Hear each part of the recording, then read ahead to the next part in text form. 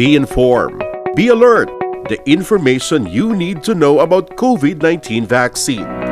Right here, right now, on THEVAX.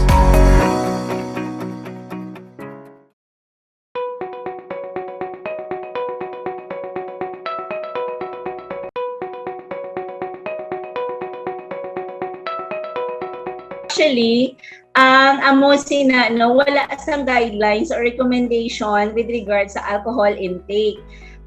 Kung lang tawon mo some experts would say, for example, ang Sputnik vaccine sa Russia, ang recommendation to sang ilang doctors dito or expert, they would recommend 1 week na hindi mag-take sang alcohol pero heavy drinking alcohol.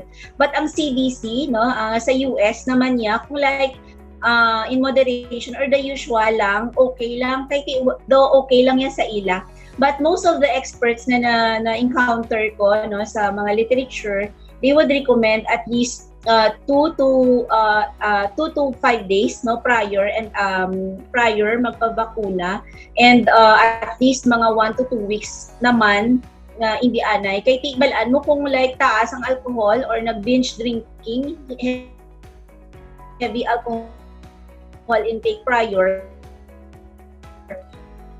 you have to remember, we expect na ang ginatawag na normal immune response sa vaccine, headache, ang palanakit sang kalawasan, pwede maglingin ulo, Kumbaga expected ina nga pwede nga maging mabatyagan ta after nga mabakunahan kita.